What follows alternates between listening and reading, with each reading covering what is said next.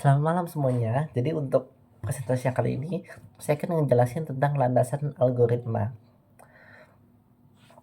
Mungkin kalian sudah pernah dengar ya algoritma itu apa? Kayak misal algoritma TikTok lah, algoritma YouTube saya rusak. Jadi kayak gak sesuai gitu yang orang saya ngomong. Nah, jadi di sini saya akan jelasin secara singkat algoritma itu apa.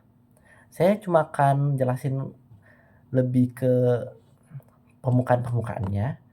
Namun jika untuk lebih detailnya itu akan lebih panjang lagi.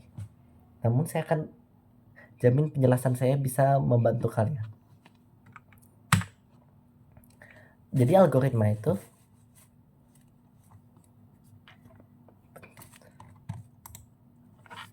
adalah sebuah prosedur langkah demi langkah yang digunakan untuk memecahkan masalah. Jadi misal kalian lagi masak nih, terus ada langkah 1 sampai 10. Itu kan dilakukan supaya kalian bisa mengharapkan dari suatu output kan atau yaitu masakannya itu. Nah, jadi algoritma itu kurang lebih seperti itu. Jadi step by step ini gak akan salah jika kalian melakukannya secara baik. Dan itu bisa dilakukan berulang kali untuk menghasilkan satu output itu yang selalu yang sama. Bukan kayak kalian masak tanpa feeling. Kalau masak tanpa feeling itu kan bisa berbeda-beda. Tapi kalau algoritma ini harus ada prosedur langkah demi langkahnya. Algoritma itu juga penting. Karena jika suatu komputer tidak ada algoritma, maka dia gak bisa nyelesain hal yang ingin kalian selesaikan. Jadi kalau kalian ingin ngelakuin input dan menghasilkan output ini, jika gak ada algoritma, outputnya nanti beda terus dong. Karena dia gak sistematis dan dia tidak teratur dibikinnya. Nah, jadi dengan algoritma ini, kita bisa mendapatkan hasil yang berulang kali sama dan dengan sistematis. Jadi tidak ada kesalahan yang berbeda di inputnya. Karena inputnya bakal sama-sama terus. Prosesnya juga bakal sama-sama terus dan outputnya juga tidak akan berbeda. Nah, jadi sebelum kalian tahu apa itu algoritma, saya akan cerita dulu nih. Algoritma itu awalnya itu dari mana dan bagaimana sekarang kondisi algoritma. Algoritma itu ditemukan oleh pria Arab bernama Al-Khawarizmi. Ini asing atau enggak namanya, ini juga pertama kali saya mendengar. Namun, dia yang pertama kali menemukan algoritma dan biasa dia gunakan untuk memecahkan sebuah masalah dalam bahasa Arab. Jadi di awalnya ini algoritma ini pakai bahasa Arab. Nah, sekarang algoritma ini udah populer. Bukan populer, tapi udah menduniawi karena hampir semua itu aplikasi atau hal-hal computing perlu algoritma. Nah, jadi algoritma ini kayak sebuah hal penting di proyek. Jadi kalau misal tanpa algoritma, proyek itu akan lebih kurang efektif dan bahkan tidak bisa bekerja. Nah, lanjut. Nah, algoritma itu kan nggak mungkin kan cuma kayak satu hal atau satu konsep gitu. Jadi dalam algoritma itu juga ada komponen-komponen. Itu bisa input atau apa yang kalian mau masukin. Output itu yang apa yang kalian harapkan untuk dia menghasilkannya. Proses juga, proses adalah step by stepnya.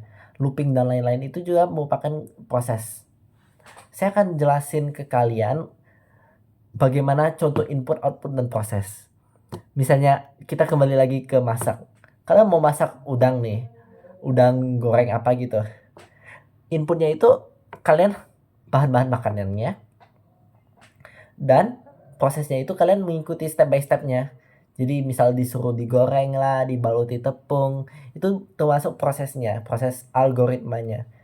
Prosesnya itu bakal selalu sama kan. Nah, itu tergantung bagaimana programnya bekerja aja. Asal kalian melakukannya dengan baik, kalian akan dapat output sesuai apa yang dibilang dengan buku masaknya itu. Jika kalian udah selesai prosesnya, hasilnya itu outputnya. Kalian udah dapat udang goreng tepung misalnya. Gitu. Dan kalau looping itu di dalam bahasa lain, kan harus melakukan hal yang sama berulang kali sampai kalian dapat hal itu. Jadi kalau saya ambil di goreng tepung lagi ya, di udang goreng tepung. Misal kalian disuruh udangnya belum harus diulangi dibalur 3 kali tepung sampai dia udah tebal baru itu bisa digoreng. Itu adalah looping. Misal di saat dibalurin tepung pertama dia belum cukup atau belum memenuhi syaratnya, kita ulangi lagi ke step tadi. Ulangi lagi sampai bisa dapat ke syarat yang harus didapatkan. Begitu. Nah, jadi struktur algoritma itu ada satu namanya control flow. Control flow ini bisa dibagi menjadi 3. Ada algoritma struktur urut, struktur perulangan, dan perjabangan. Mungkin ini agak, bagi yang belum pernah belajar algoritma ini mungkin terdengar aneh atau belum familiar ya. Tapi saya akan jelasin dengan simple apa itu dengan contoh-contohnya. Algoritma struktur urut atau langkah-langkah yang dilakukan secara berurutan dirancang sesuai dengan penulis algoritma itu. Jadi misal ada chef nih, dia ada bikin resep baru. Dia tulis resepnya step by step, harus dilakukan secara berurut. Misal dari 1 sampai 10 supaya dapat output itu.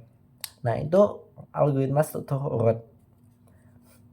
Nah, untuk algoritma struktur perulangan, algoritma yang dirancang untuk mengulangi sebuah perintah berulang kali sesuai dengan kebutuhan perancang. Ini tadi tuh mirip looping kan? Karena ini adalah maksud dari looping. Kalian mengulanginya terus sampai kalian bisa dapat syarat tertentu.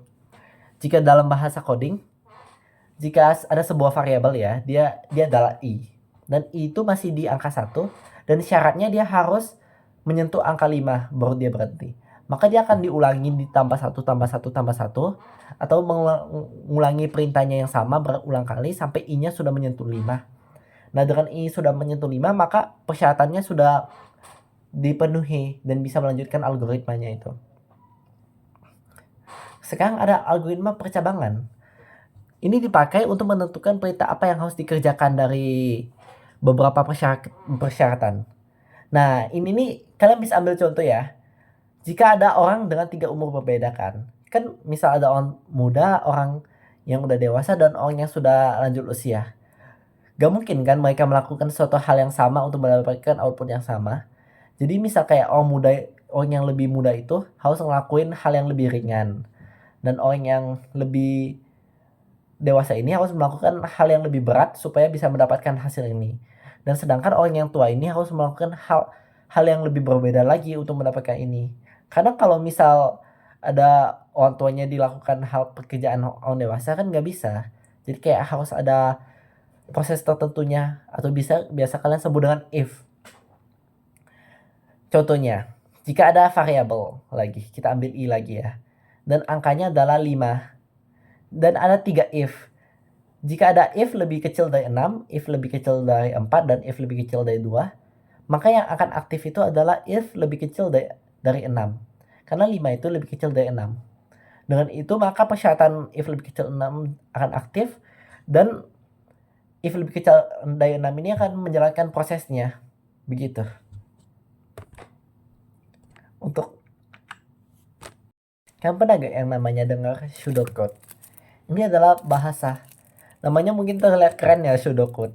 Tapi ini adalah bahasa yang membantu algoritma atau bisa disebut juga bahasa yang mempermudah pemahaman algoritma. Nah, jadi nggak kayak coding itu yang harus ada sintaks-sintaks sendiri atau harus hafalin sesuatu. Ini lebih mudah dimengerti, jadi kayak dia lebih manusiawi bahasanya. Jadi kayak orang yang baca algoritma ini ngerti, oh ini tuh seharusnya gini ya kalau sesuai bahasa pseudocode.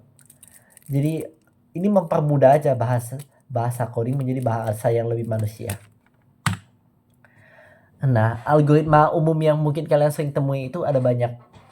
Algoritma prosedur itu seperti yang tadi resep makanan, tidak perlu saya jelasin lagi ya. Sedangkan algoritma pathfinding ini kalian butuh banget pasti di Jakarta ya, karena kayak di sini membingungkan banget. Bisa tersesat lah, bisa ke sana, atau bahkan kalian tahu jalannya, ternyata ada jalan yang lebih gampang atau lebih cepat biar hemat bensin kan ya. Atau bahkan ada jalan yang hemat tol, jadi tidak harus ke tol dan hasilnya juga tidak beda jauh. Maka dengan itu ada yang namanya algoritma pathfinding. Dengan algoritma ini biasa ada di Google ya, misal kalian ada Google Maps, Waze, atau bahkan Grab atau Gojek. Kalau kalian jadi Grab, kalian pasti juga dapat pathfinding ini kan. Dia misal ada tujuan A ke B dan ada 3 jalur. Jalur A itu 4 km, jalur B 5, jalur C 6. Nah, path finding ini dia akan cari mana yang lebih cepat. Kalau misal lewat A, dia lebih cepat, kalian akan disugesti buat lewat A. Begitulah. Makanya path finding ini penting karena dia membantu dan dia juga mencari cara buat kita bisa sampai ke tujuan itu, alias ke output yang kalian inginkan. Sedangkan preferensi produk ini banyak sekali contohnya. Dia bukan cuma kayak produk saat kita lagi belanja online ya, tapi saat kalian lagi scroll sosmed atau kalian punya IG atau Instagram ya, itu juga menggunakan algoritma preferensi. Misalkan kalian suka dengan sebuah game, sebut saja saya game A, dan kalian sering scrolling atau sering like game itu, atau kalian searching, maka di TikTok-nya itu juga akan kasih kalian foto-foto atau mungkin video tentang game itu supaya kalian lebih tertarik ya.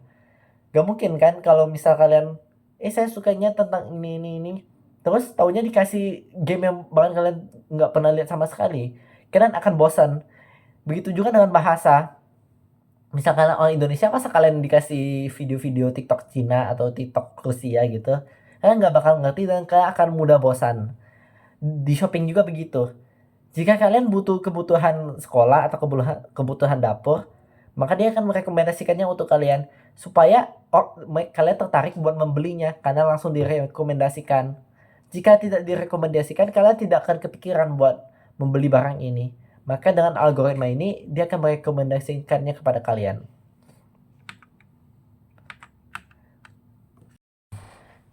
Kesimpulannya itu, algoritma itu berperan banget dalam pembuatan proyek juga, seperti software. Namun, algoritma ini lebih ke coding dan prosedurnya, supaya dia lebih lancar, lebih teratur, dan keluar hasilnya itu selalu itu. Penyelesaiannya juga harus sistematis. Jadi sekian dari presentasi algoritma saya. Terima kasih, selamat malam.